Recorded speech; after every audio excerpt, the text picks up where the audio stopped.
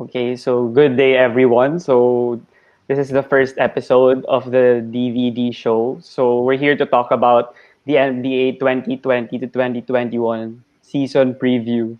And I'm Diego Vergel de Jos, the host. And for today, we have our very first guest, Migs Bustos, and he will help me talk about certain teams and players in this unprecedented season that's shortened to 72 games.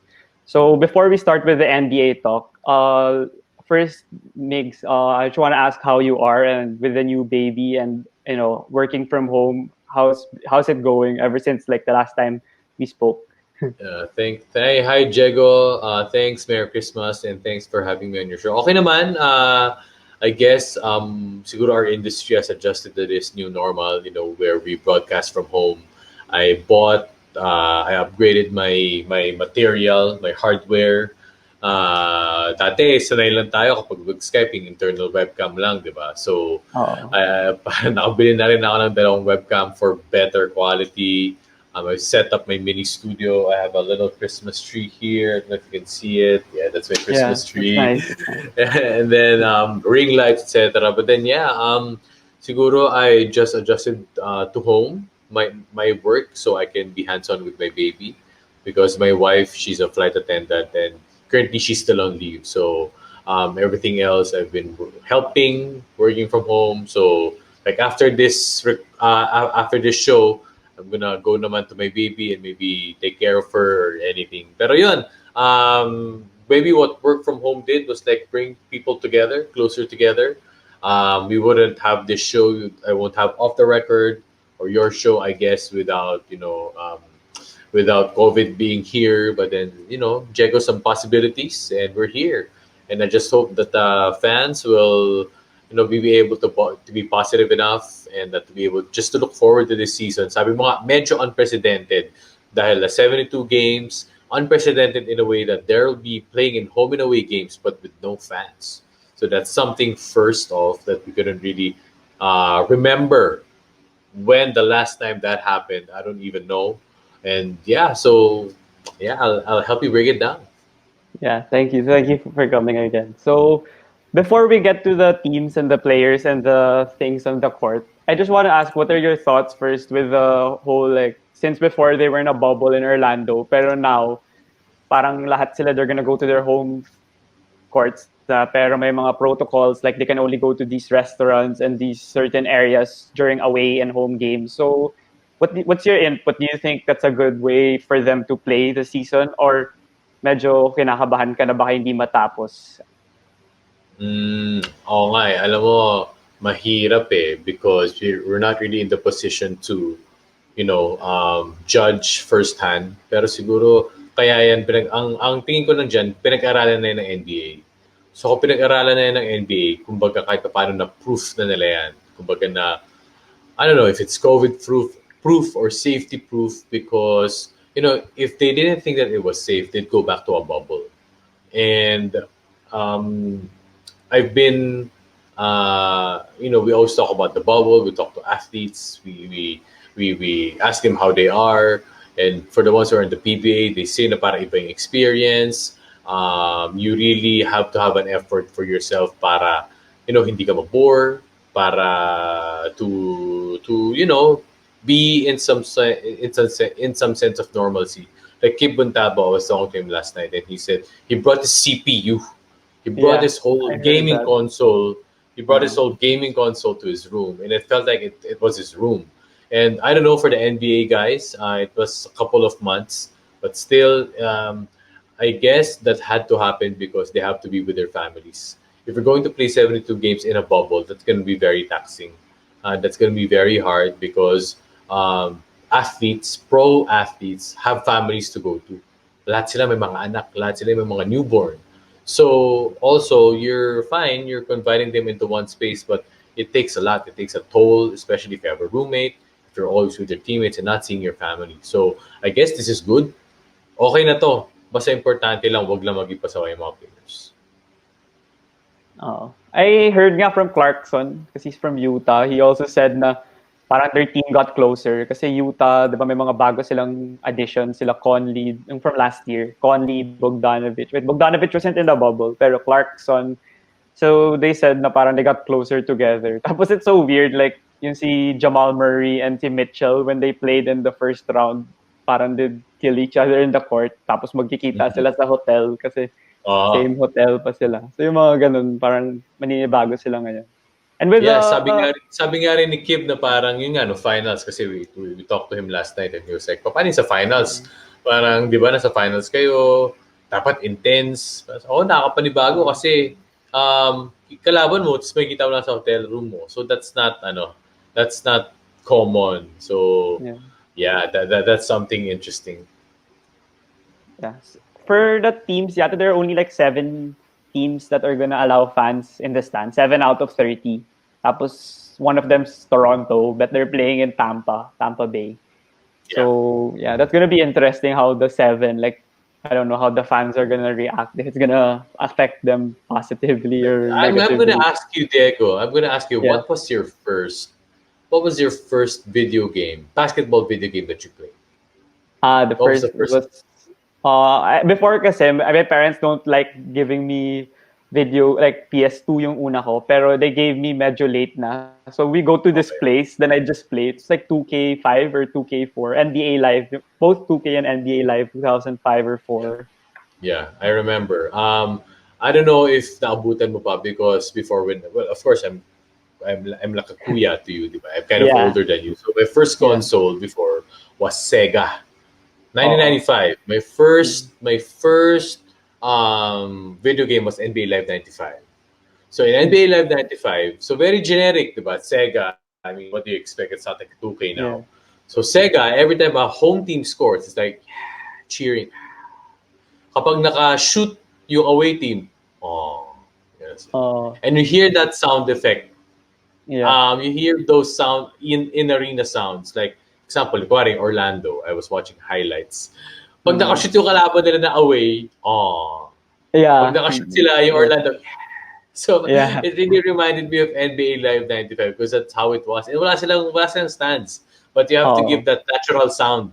Diba? In broadcast, we Mm. call it that natural sound. Mm. Na, alam mo yun, para at least meron ka pa ring fans. Kaya nag-cheer for you. So yeah, Mm. that's kind of, medyo bago siya. Yeah. I like that nga kasi nung sa bubble parang the home teams experimented with the sounds. Like in Miami yung nauna and then basta may ibang team. Some didn't like it, some like. So based from the reviews, they'd go with it. Parang ganun. Yeah. Yeah, Mm. galing. So now we can already tackle like the players and the teams that must talk about for this upcoming season. So yung pinaka interesting for me so far ngayong off season is James Harden because he's been very, I don't know, adamant that he doesn't want to stay in Houston anymore. He wants to either go to any contending team. Nung una, Brooklyn lang, tapos for the Sixers, tapos biglang dinagdag niya yung Milwaukee, Miami, tapos biglang ngayon, kahit sino na lang daw, basta contending team. So, I just want to ask kung, what do you think what is he doing? Is he doing it right? Yung parang hindi siya nagpa-practice ng maayos, hindi siya naglalaro lang siya kung ano trip niya gawin. Do you think that that's good for him or no, not really? And do you think it lowers his trade value or same pa rin yung value niya? Maganda yung point mo of like lowering your trade value because when you put yourself out there as part of a Mm. commodity, di ba? Parang sabihin natin you're like a shoe, di ba? Bagong release ka na shoe. Para malaman ng tao na parang hot shoe ka is if you sell out immediately. If you go to James Harden, di ba? If you go with James Harden's example, if he requests for a trade, kapag mainit siya, kukunin siya ng mga teams. Pero kapag tumagal na yung sapatos sa market, kapag nandiyan na yan sa Mm. shelf, you'd think na parang, ba't hindi siya na-sold out? Bakit hindi siya natitrade agad? Ba't hindi kaagad nagkakaroon ng deal or transaction? So, not necessarily. I mean, sometimes when you see shoes that are still there, ganun pa rin naman yung value niya. Ganun pa rin naman yung price. Pero parang for me, it kind of, as a fan lang, as a outside looking in, it kind of, parang reminds you, like, if you see the shoe, pabalik-balik ka dun sa shoe store na yun. Oo. Diba? Tapos nakikita mo lagi yung shoe store niya, it's still there, it's still available. Parang nawawala yung interest mo ng konti. Kasi parang, okay, nandyan siya eh. Nandyan lang siya. Alam mo yun, nandyan lang siya. It's just there. Mm. If it were like a hot commodity, kaya kami mga limiteds eh. Di ba? Jordan Manila, di ba? For example, yung Yeah. mga colorways na ganon. Yeah. Or like mga any Jordan, di ba? Mm. So Mm. sometimes, you also assess where you are. Di ba? Kasi parang for me, kung ako si James Harden, kaya naman siya talaga aalis kasi nawala yung coach niya, Mike D'Antoni, di ba? So, Oo. at the same time, he thrives in that system na high-octane, run-in gun, like the Phoenix Suns before 2006 Oo. onwards. So parang it's more of, I guess he's finding the right fit. Maybe if he stays, maybe if, if he goes to another team that won't really get to exploit kung anong gusto niyang gawin, baka he won't be averaging the same numbers. The reason why he's Yeah. averaging like 40 a game is because, usage rate is so high na nasa Oo. kanila lagi yung bola more than Russell Westbrook. So, maganda. Well, for me, wag nila patagalin. Diba? Kasi baka mamaya dun bumaba yung stock niya eh. The more na you put yourself out there, the more na parang okay lang, you're not, you're Mm.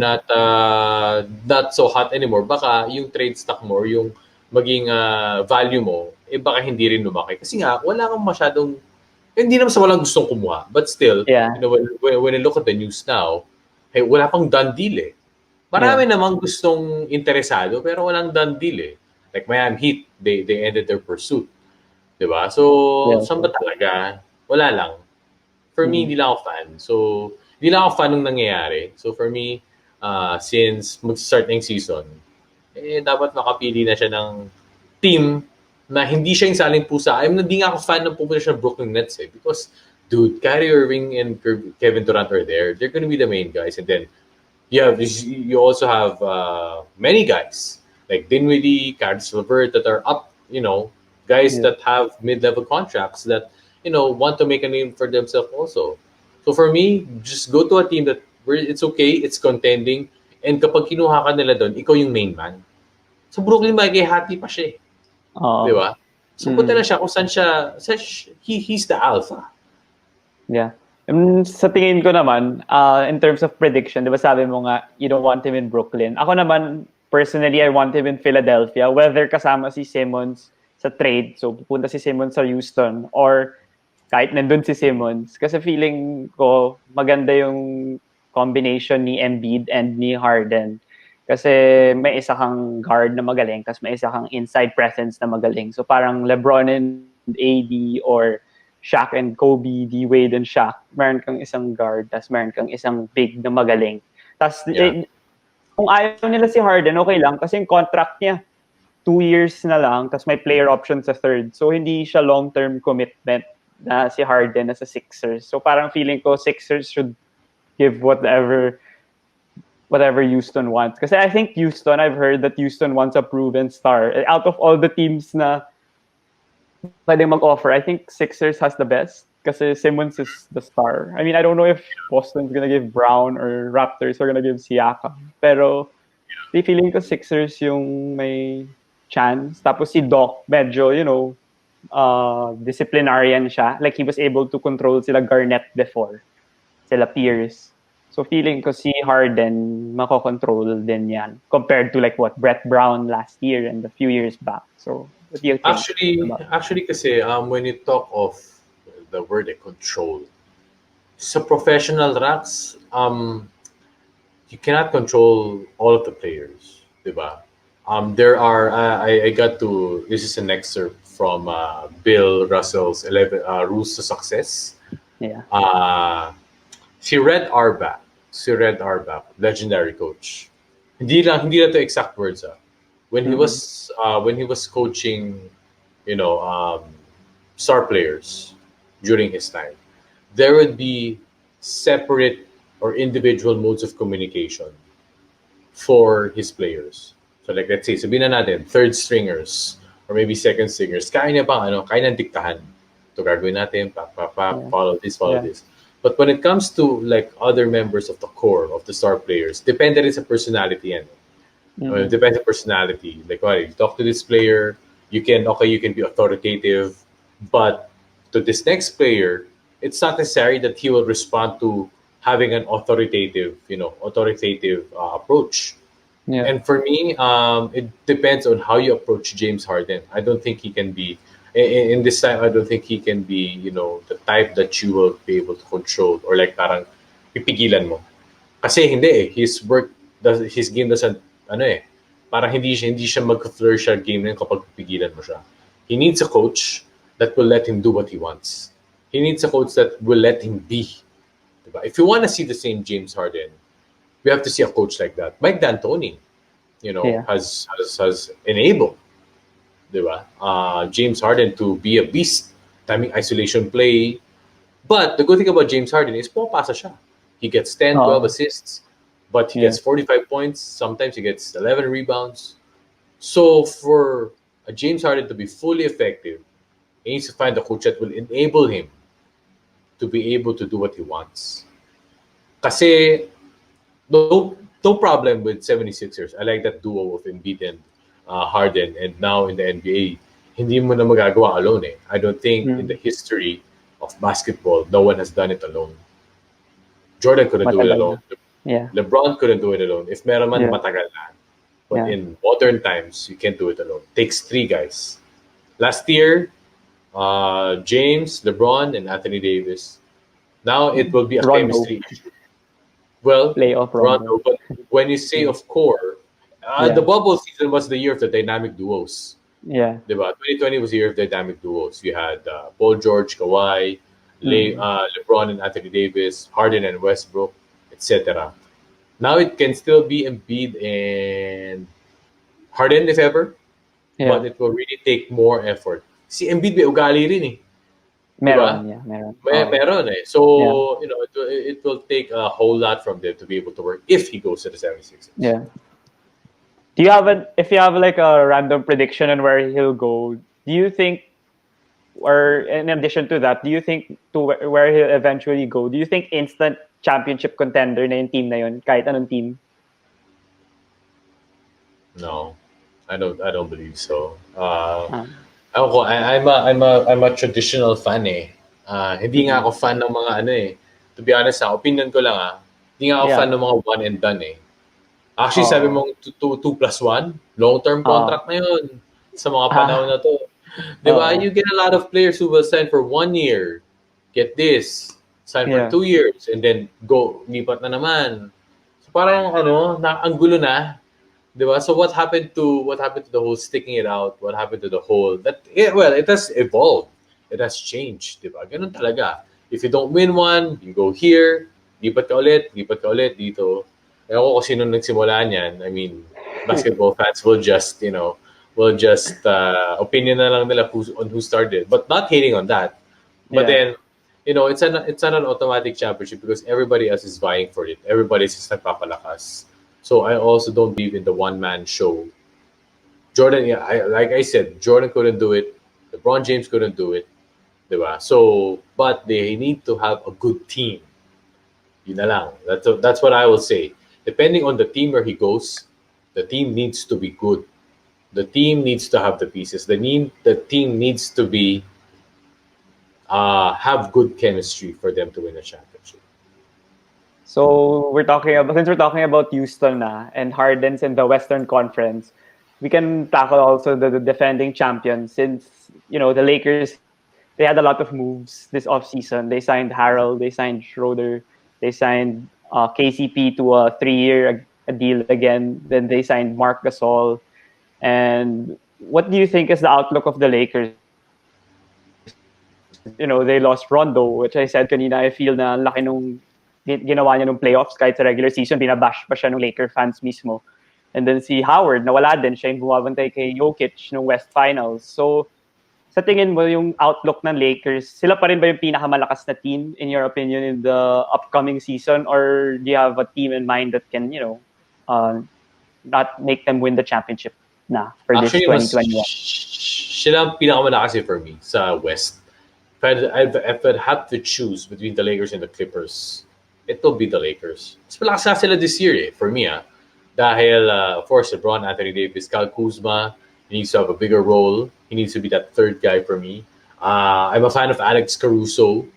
Of course. Yeah. Mukha na siyang jobber eh. Mukha na siyang Yeah. jobber. Pero, Yeah. he gets the S done. He gets the job done eh. Uh, Taylen Horton Tucker, oh he's yeah. not known yet to many basketball fans. I've Mm, yet to see his game that much, pero he generates buzz. He's yeah. explosive. He can dunk. He can defend.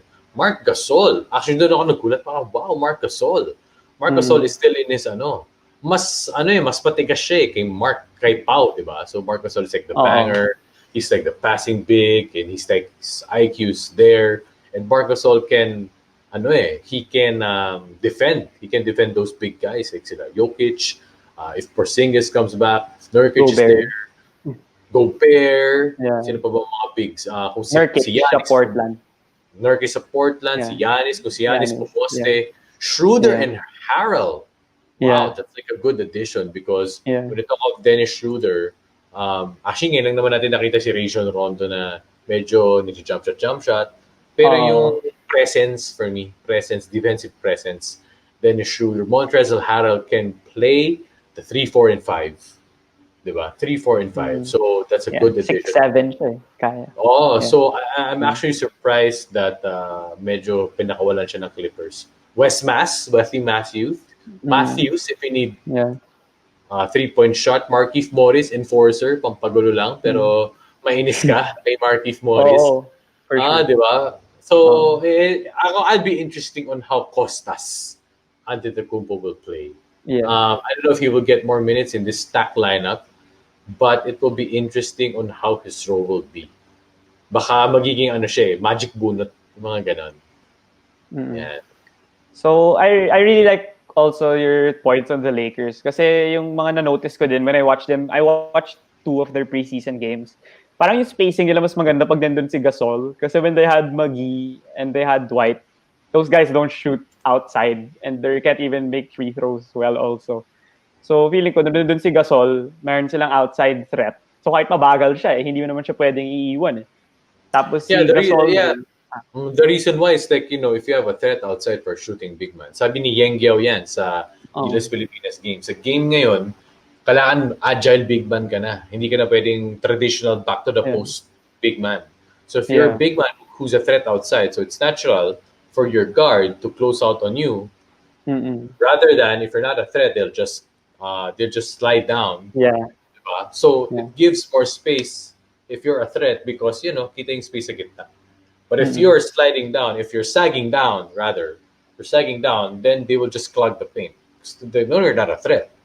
Diba? So they can defend the paint better. So now if you're a threat outside, you can actually have room to pass it on the high-low, to create spacing, and actually once that defense really breaks, you have that wide open in the middle to penetrate and to score.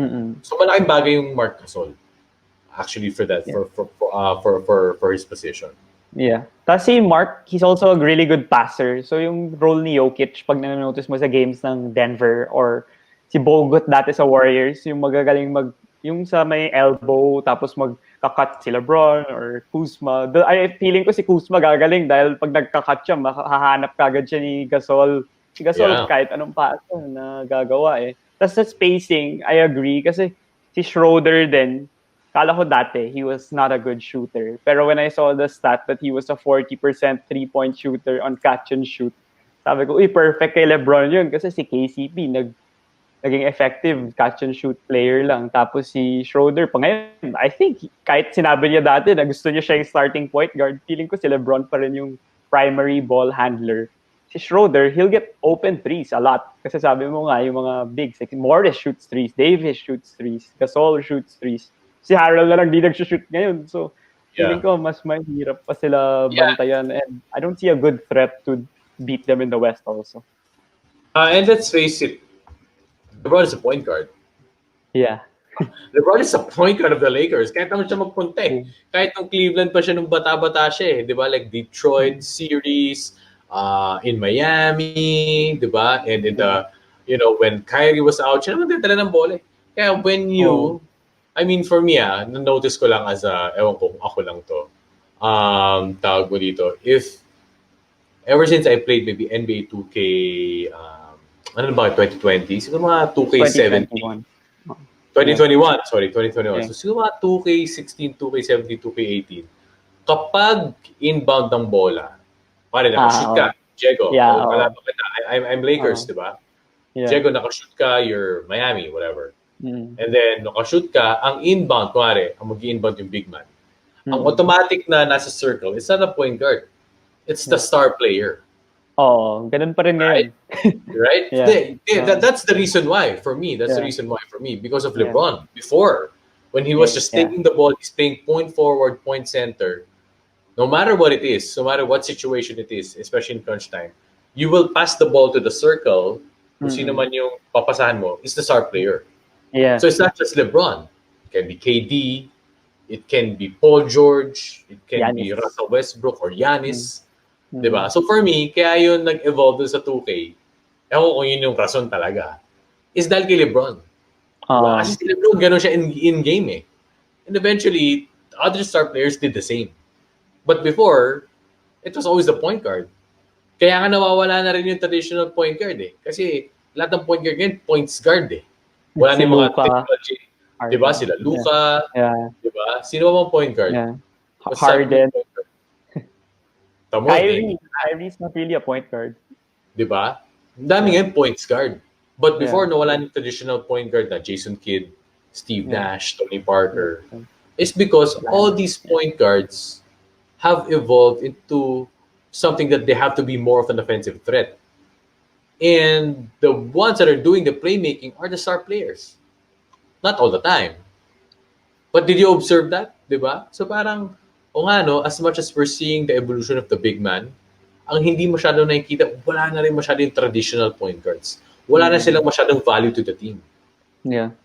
Yeah, right? I Wala noticed lang. that. That's just me. Kasi yung assist leaders then last year, it was sila Luka, Harden, LeBron. Parang, they're not really point guards. I mean, LeBron's like a 3 in terms of the traditional way.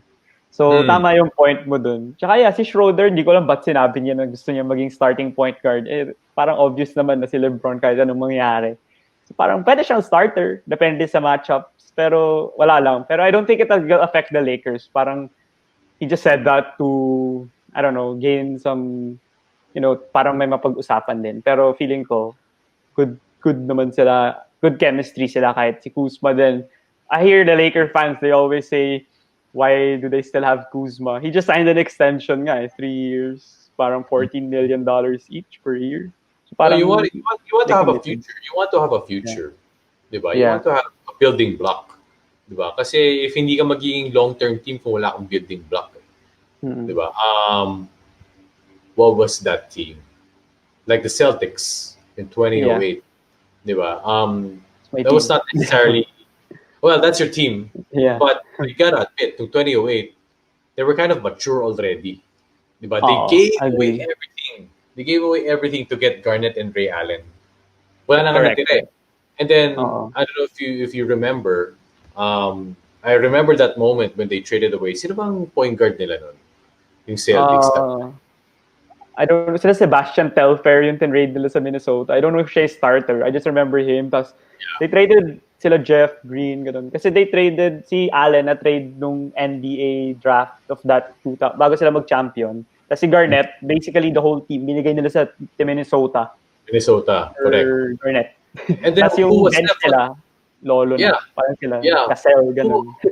Who was left was Rajon Rondo. And people were like, ako nga, at that moment, sino magpo-point guard dito? Rondo? Parang pinagtatawanan pa nga siya nun eh. So, you get everything, pero sayang lang yung Celtics for me. Sana nagdalawang championship man lang sila. Because they get that team for maybe around 2 to 3 years more. Then nag-disband sila. And then, ang galing lang ng organization on how they built it. But they had to build it again from scratch. Right? So, if you're going to think long-term, looking at the Lakers lineup, you have, you have Kyle Kuzma, you have KCP, parang there's like a next generation that you can build something on. Because Anthony Davis will be the next. Although LeBron shows no sign of stopping. Yeah. But if you want to sustain an organization, you want to sustain a winning team, you have to think of the next steps already. And I think malaking bagay yung Kyle Kuzma dun. LeBron only has maybe around, ilan siya, 36. this December 30. December 30. Yeah, sabihin mo nang makaano siya hanggang 3 to 4 years pa. Sa 3 to 4 years na sobrang hinugnet to. Si Oo. Anthony Davis siya kasi Kyle Kuzma. So kung sakali mag-retire si LeBron ng 40 siya, abutan niya yung anak niya. Yeah. So the Lakers will still be in good hands. I agree. Kasi si Pelinka, nababash din siya dati na hindi magaling na GM, na agent lang ni Kobe, kaya nakuha yung position. Pero yung moves niya, I like it nga kasi hindi, parang proactive siya. He's not just, parang masaya na siya na naka-isang ring. Yun na yun. So, He looks like Rob Lowe. Kailan si Rob Lowe, the actor? Yeah, I've heard Si him. Rob Pelinka. Yeah. Rob Pelinka. Yeah. I like him. Rob Pelinka. Magaling si Pelinka. Parang he's quiet lang, pero he gets the job done. But si Genie Bus nga, nagulat ako na sa bubble. So yung organization nila, talagang puts a good importance to their players, lalo na pa nag-champion. So, Yes. sa tingin mo, like, kasi Nuggets ang nakapasok last year, so sabi nung iba aberration lang daw kasi nasa bubble, so sila yung close, sila yung whatever. Pero sa tingin mo, meron ka bang team? Kasi yung Clippers, you said you'd choose the Lakers over them. Is it the Clippers na talaga na yung contender na pwedeng tumalo sa Lakers? Or meron kang isang team na you wanna talk about that you feel has an outside chance to challenge the Lakers? It's hard because, to be honest, hindi ako fan ni Kawhi Leonard eh. I don't know, baka may mga bashers or something. Ewan ko, hindi lang ako fan. I'm not a fan kasi, of him also. hindi ako fan ni Kawhi kasi, well, I was talking to Ren Ritualo. I was telling him. Yeah. I was telling him na, sabi ko, bro, especially yung natalo sila, sino ba nakatalo sa kanila? Lakers? Yeah. Western Conference Finals, di ba? Sorry, kailan ba sila natalo ng bubble? Sorry, Denver Nuggets. Nuggets, 3-1. Yung 3-1 na nag-choke sila. So for me, parang I'm not a fan of Kawhi because masyado siyang bakaw. He's like the traditional scorer that, parang na-observe ko lang sa game niya. Ipapasa lang niya kapag pilit. And, ayun nga, sabi ko, I was talking to Ren with Paul. Sabi ko, bro, hindi ako fan kasi ganito. He does not make his teammates look better. Sabi niya, nagigets kita. Pero gets ko rin yung nasa posisyon niya. Kasi si Rendren, he's like, pag pinasa mo sa kanya, titira niya eh. Gets ko siya kasi ganoon din ako eh. Pag pinasa mo sa akin, titira ko talaga eh. Kasi gusto ko talaga, I wanna take those shots. I wanna take those big shots. Parang doon mo na separate yung mga big time players. Kapag, they'll take the heat. Kapag sa akin tong bola, I will take responsibility. I'd rather lose na ako yung may responsibility. And I respect that. But, in opinion ko lang in today's age, nobody can do it alone na nga eh, 'di ba? And you build the team around you that you have to make that team work for you. And I don't know, manood ka na ako. Ano pa pala gusto mga highlights? He drives, he spins, he posts. Most of the time he will take the shot. And most of the time, when he can't take the shot, he'll pass it out. So parang ikaw, ang effect na nasa player, you'll see yourself standing. Diba? When you see yourself standing, you don't have confidence, you don't have the legs, you don't have momentum. That's what LeBron is different eh. LeBron looks to pass. Although sometimes to a fault. Diba? Sometimes to a fault. And he will take responsibility. But that's why Caruso is effective. That's why KCP is effective. That's why yung mga shooters are effective because J.R. Smith is effective. Because, when LeBron drives, he looks to create. And then, ang last option niya or second option niya, sarili niya. You notice that, di ba? He passes a lot. But Kawhi, sila pa ba ni Paul George? Sila pa, no? So, they'll still be a tandem. I just hope he gets to create for his teammates more. He'll still be the main option, no doubt. Yeah. But you just have to enable your other teammates. Kasi kaya nagkakaroon ng mga locker room chemistry issues. Kaya nagkakaroon ng mga ganito is because, I don't know, power struggle. So about Kawhi, it's just important that he makes his teammates look better. I don't know if you observed. It's more. Di ako nagmamarunong not a know-it-all. So I'm just opinion ko lang, just a fan.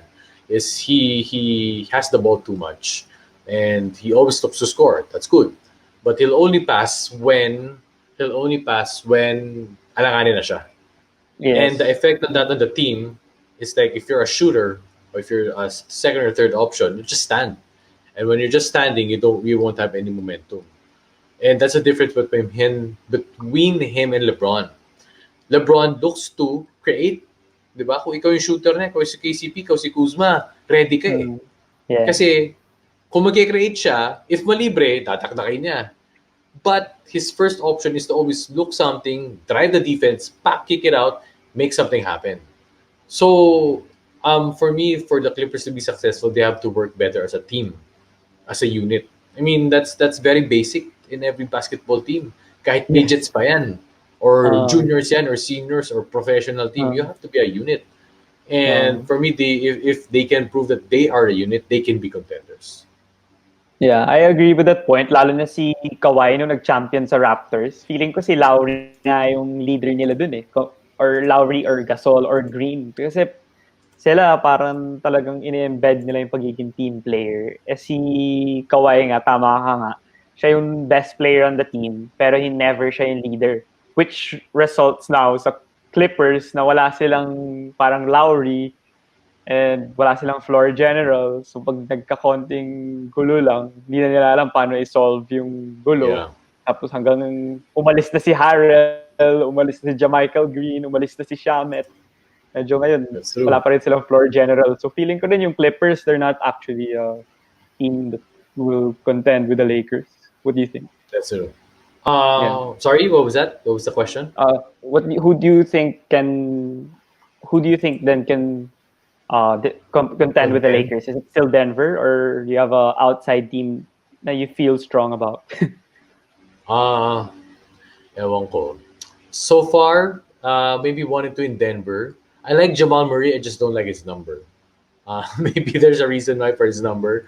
It's number 27. Hmm. Diba? Pero wala lang. Ako, fan ako ng mga ano eh. Fan ako ng mga hindi masyadong weird na numbers. Not Yeah, 29, like 37, diba? yeah, Parang wala lang. It will add to your legitimacy if you're like, if you have a number 1, number 3, parang ganun. So, ewan ko, siguro optics lang yun. Kaartehan ko lang yun. Pero yeah, mm-mm. I think Opinion yan. Jamal Murray, opinion ko lang.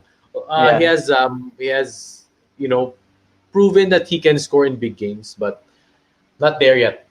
Not there yet. He can be there, but you just need to win more games, win more clutch games. Maybe in the regular season, you need to prove that you're clutch. You need to prove that you could be counted on and depended on. Where it's the last shot, you have the ball, you need to take it. And that's Kawhi Leonard naman, yun naman ang na-prove niya. Diba? Kaya naman siya mataas yung stock niya kasi, when it comes to the big shots and big time plays, you can count on him. Jamal Murray, yet to be seen fully. Yet to be seen fully. yes. And Nikola Jokic, again, ganun din. They're still a young team, they're still a hungry team. But it's still the Lakers for me. If it's Yeah. Lakers and Denver.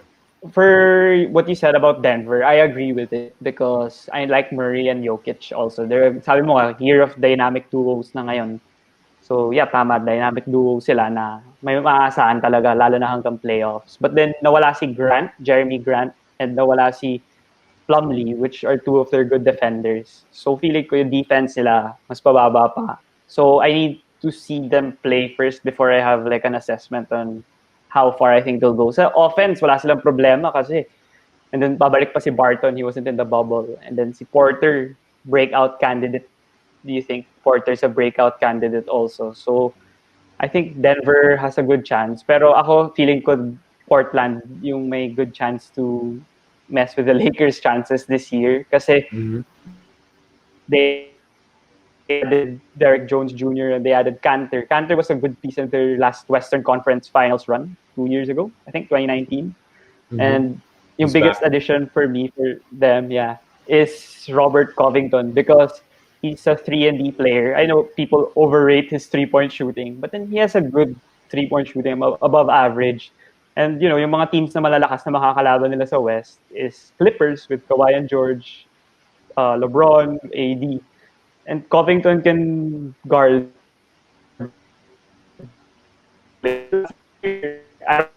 Portland. Nahirapan dahil sa offense, walang problema. Lillard, 60 points. McCollum, 25, 30.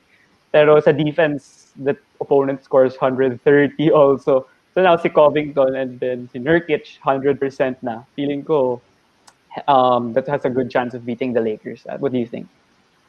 I like Portland because I drafted, hindi umabot sa akin si Damian Lillard, pero umabot sa akin Uh, si CJ McCollum sa yeah. fantasy ko. I Mm, like his game.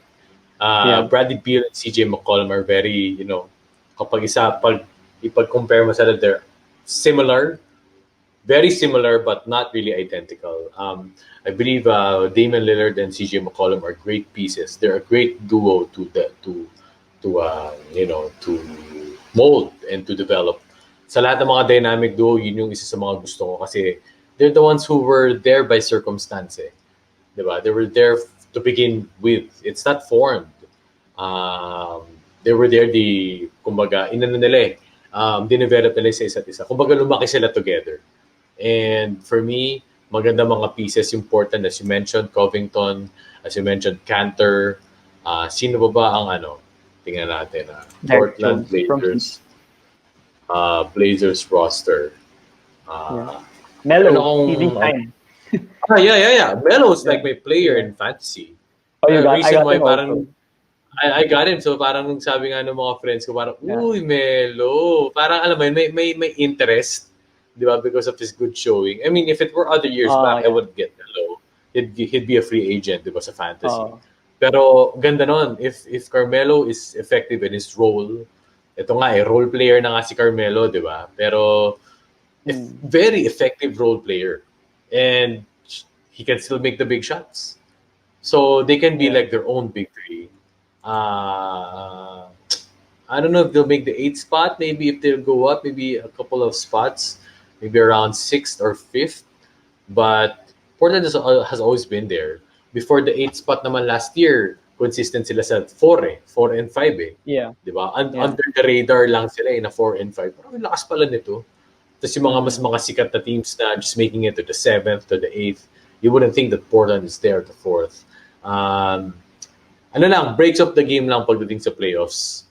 Nagkataon kasi nung kalaban nila una, pagod sila eh, 'di ba? They had that seeding game with Memphis, and then Lakers kagad din nakalaban nila. But if they draw their cards right, they might even make it to the Western Conference Finals. Yeah. See, I don't know. I feeling ko lang kasi Stats magaling na coach. And then they can go big and go small. Like, they can make Covington play the 5 if they want. If they're against a team that goes small, and then make Melo the 4, Trent the 3, and then the duo and the guards. They can go big with Nurkic, Collins, Melo, whatever. They have a ton of lineup combinations. Pero the key for them is health. Kasi nga last year Nurkic was injured. Lillard got hurt also, and then McCollum has a fractured back. So I think that's a good pick. So we're now moving on to the Eastern Conference, and I think you already said kanina that you like traditional teams. So one of it is Giannis because he signed again with the Bucks, 5 years, $2.8 million. So what do you think is the Perhaps the biggest. outlook of the Bucks? Do you think they're the best team in the East or no? Still one of the best teams in the East, but you have to put Brooklyn out there. Team-wise, it's Bucks because you have Jrue Holiday, Chris Middleton, si Thanasis nandun. Interesting din on how he'll fare. Bobby Portis, Brook Lopez, Kyle Korver. Team-wise, okay sila. They remind me so much of the Atlanta Hawks when Kyle Korver had that career run. Nandun po sila Joe Johnson. You get parang natutunan ko to kay na Stephen A, etc. When you talk about 5-star caliber players, you don't, especially when Klay Thompson is injured, you can't replace 5 1-star caliber players for a Klay Thompson. Yeah. You have to get a 5-star for a 5-star. And for me, siguro Chris Middleton is like a 3-star caliber player. Kyle Korver is like a 2-star. Although they're good, they're all good, diba? They make a good team, but they're not 5. Kyle Korver mga 3-star, but they're not, kumbaga, in that level wherein kasi ang magdadala sa yung 5-star caliber player si Giannis eh. I'd give Giannis a 4.5, not a 5-star yet, even though he's the MVP, because you have to win the big games. Can't believe Agree. that they Agree. were, Yeah. diba, where they swept. Yeah. They got beat by Miami in the 5 games. playoffs. They got Demo. Sweep, swept sweep 5 yun. games. Yeah. Yeah. Diba? Gentleman sweep. So, Yeah. can't believe it. Diba? So Mm. that goes to show that if you're a team, kailangan talaga ng may alpha that will step up. Giannis has to be an alpha. Parang give me the ball. Like a LeBron, actually, the perfect kind of Mm. alpha. Not too alpha. Not too alpha. So, alam mo yun, he needs to take bigger shots. He needs to be exposed with bigger time situations. Kasi the only way you'll get to those big moments if you get exposed to that bigger type of situations. Yeah. So for me, agree din ako, Bucks aren't a favorite to win the East. I mean, they might be the number 1 seed in the regular season. Pero pagdating ng playoffs, Giannis 50% free throw shooter, ganun, nawawala yung laro niya talaga. So I don't know, feeling ko Brooklyn ang favorite to win the East kasi Durant still Durant. I mean, we already saw in the Yeah. preseason. Si Kyrie, medyo madaming yung Pons comment niya, yung pag-sage niya ba dun sa Boston Garden. Pero I think Brooklyn's the best because Kyrie and KD, one of the best duos in the league. Then their bench is really deep. If you mentioned Dinwiddie kanina, you mentioned Levert, but they still have mga Jarrett Allen, DeAndre Jordan. Those guys Yeah. are really big. Yeah, and then they have Joe shooters like Harris. Joe Harris. Yeah, Joe Harris, Shamet, Yep. Torian Prince. So ang dami Yep. nilang pieces. Jeff Green, Jeff Green's in the Nets. So I think the Nets can challenge the Lakers. Tama sa West, wala masyadong mag-challenge sa Lakers sa tingin ko din. Pero yung Nets, kahit Celtics fan ako and I don't really like Kyrie because of what he did, I need to admit that, Nets have the best shot at winning the East this year.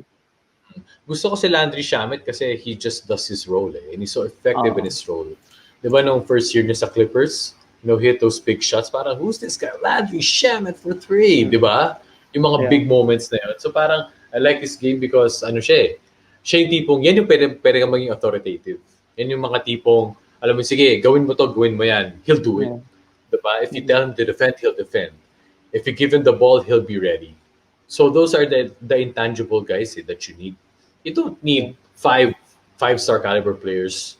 Diba? You only need mga two 5-star caliber players, and then the next, diba? Mo ka ng mga 3 to 4. And Landry Shamet, he's not yet there, but if he matures enough, he can be that kind of player. The best role player. Yeah. Nagtataka nga ako dun sa Clippers bakit nila pinakawalan. Tapos sinign pa nila si Kennard, yung kinuha nila for Shamet, 4 years, 64. Talagang nagtaka ako kung ano yung plano ng Clippers. Pero si Yeah. Shamet would be a perfect fit alongside Kyrie and KD. I agree with you there. So since we're wrapping it up and I know you need to go in a while, I just want to ask if you have an outside team also in the East na hindi masyadong pinag-uusapan, like the Heat.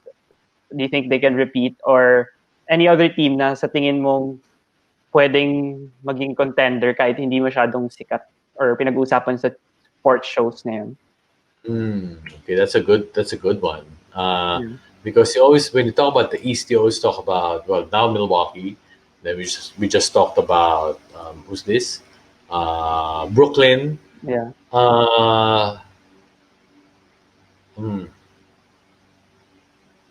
Well, I like Boston. I like Jalen Brown. I like Brad Stevens. Sorry, I like Jalen. No, I like Jason Tatum. Sorry, I like Jason Tatum. Yeah. I like Brad Stevens. So I hope that their yung pag-sign nila kay Jason Tatum ng maximum extension. Jetty. I hope that di ba? Yeah. It'll be worth Yeah. it.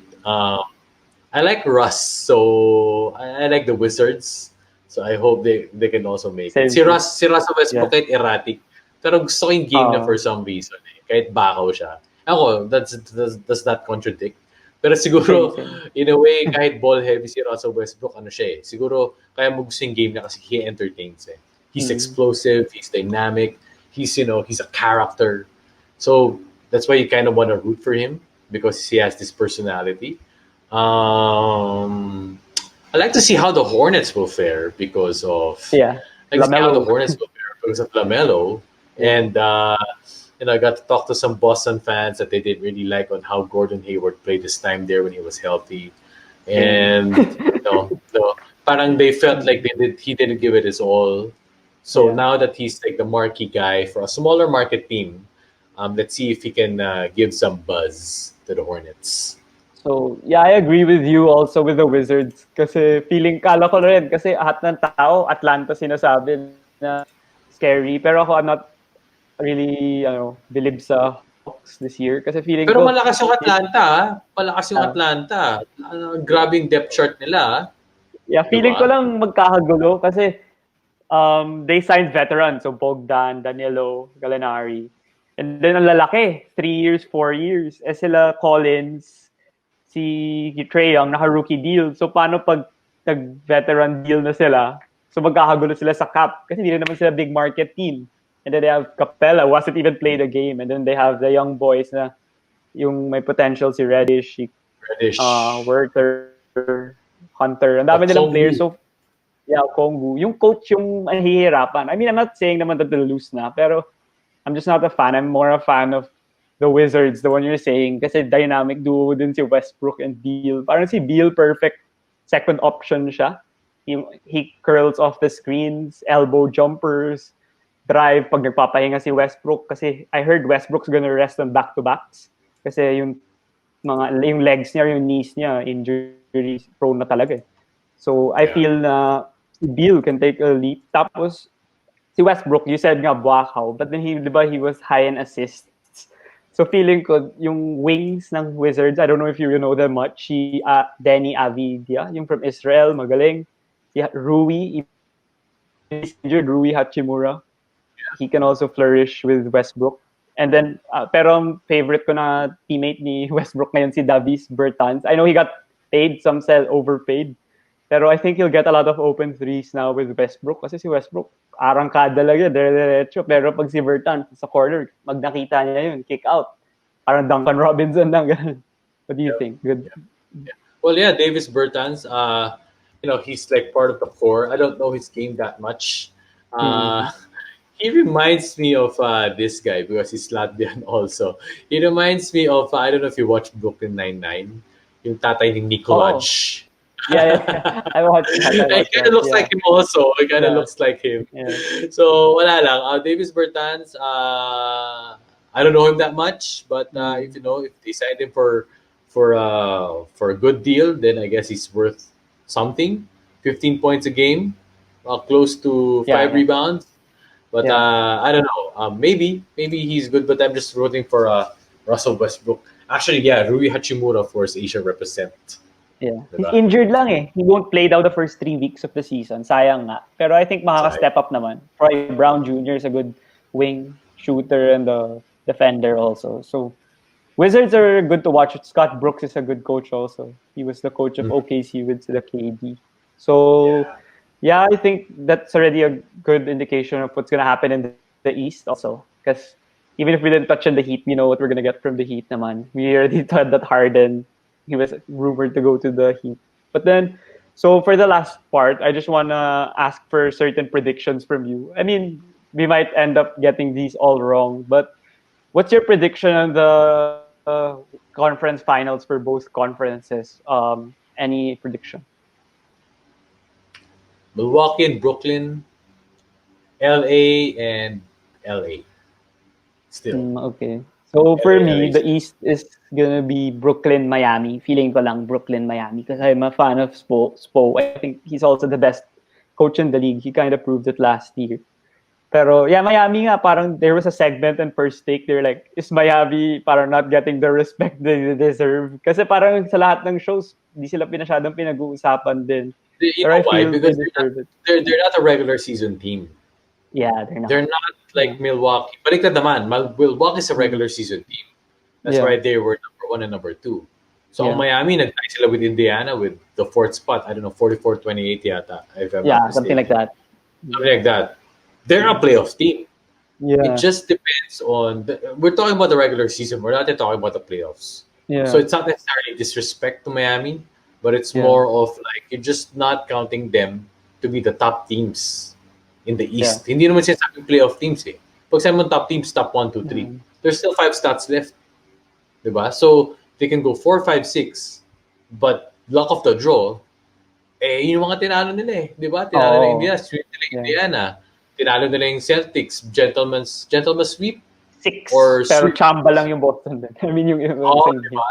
Yeah. And then Boston also. So, luck of the draw eh. But, if it would be different if they were the 8th seed and they faced Milwaukee right away. It may be different if they were the number 2 seed and they faced Brooklyn. And they're Oo. gonna face Brooklyn, diba? So, Yeah. Breaks of the um, game. breaks of the game Yeah. talaga. But for sure, Miami's a playoff team, given Yeah. that they maintain their core. Hindi, iba rin eh. Mm. For me, not a fluke. It wasn't a fluke. It's also coaching, but maybe it would have been different if they were not in a bubble. Same. Yeah. If they were not in a bubble, maybe yun yung hindi nangyari. Hindi nangyari yun. Hindi nangyari yung Yeah. kapalaran nila. Maybe Oo. Milwaukee would have been a better team with the Yeah. home and away, right? So, Yeah. Milwaukee's now good it's at like home. ano yan? Milwaukee's Milwaukee's good good at at home. Yeah. Milwaukee's good at home.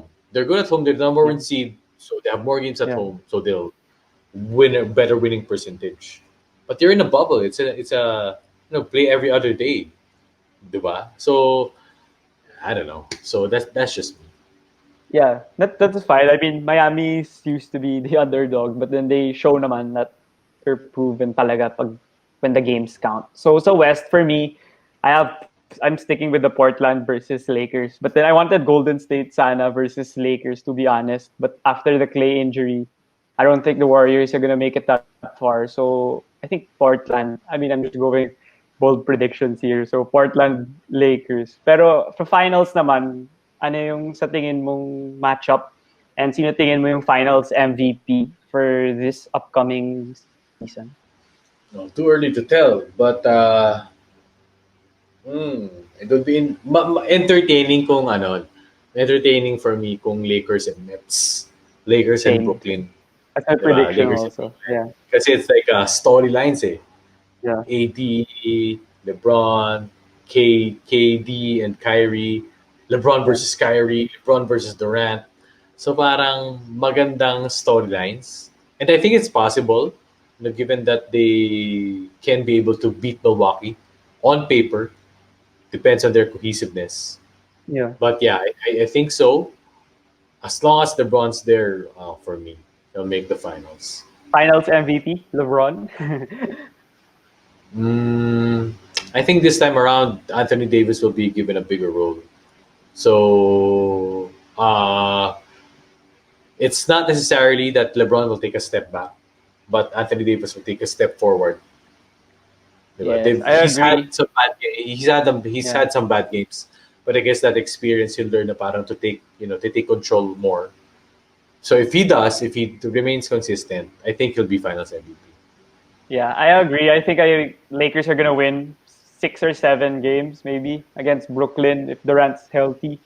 Pero AD also for Finals MVP, I think. Kasi, tama ka nga, si LeBron gusto niya may involve talaga yung teammates niya. So, what do you call this? So, si Davis, bibigyan niya talaga ng bola yan, lalo na pag yung Nets, yung defense nila, hindi pa masyado proven. Yung offense nila, proven na. So, tama nga na si Davis. At saka yung storylines pala that you were mentioning, perfect yun kasi si Durant, tinalo niya si LeBron the last 2 times they played in the finals. Pero he was in Golden State. And then now, he's in Brooklyn. Whole new team. And then yung isa pa, si Kyrie and si LeBron. I saw nga a post, I don't know if it's legit or not. Si Kyrie and LeBron, they unfollowed each other again on Instagram. Mga ganun. So, may magandang storylines nga pag Brooklyn versus Lakers. And New York versus LA. Maganda yun. Yeah. Well, not really New York. I hope New York, the Yeah. Knicks. Yeah. But still, it's a New York team. It's a New York team. Yeah. Yeah. All So, right. I think wala ka talagang magagawa na malakas yung Lakers. Eh. So, that's it. Thank you so much for taking this time. Like, we had, an hour, 50 minutes to an hour. And it's the first episode. And, I'm just really trying this out. And thank you so much for, even if you're busy with your baby and your work, you took time off in order to guest on this show. So, you have like a parting message or anything? Yun lang guys, stay safe, wear a mask, follow protocols. Even though we see many people out now, guys, please, please, please be extra careful pa rin. Let's treat this seriously pa rin. Medyo naging complacent na eh. I see a lot of people being complacent on masks, on gatherings, etc.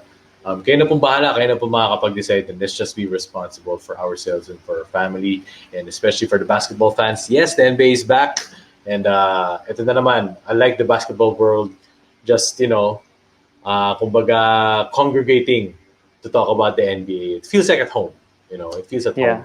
You get to talk about basketball, these things, Diego, I'm sure you've talked about basketball with your friends while drinking, while in a Yeah. restaurant, with your family. So it's nice for basketball to be back, and I hope this gives a sense of normalcy. And I just hope everybody, wishing everybody Merry Christmas, and everybody to stay safe. Thank you so much, Biggs. I wish you a Merry Christmas as well, and hope you keep safe as well. And thank you so much again for coming to the show.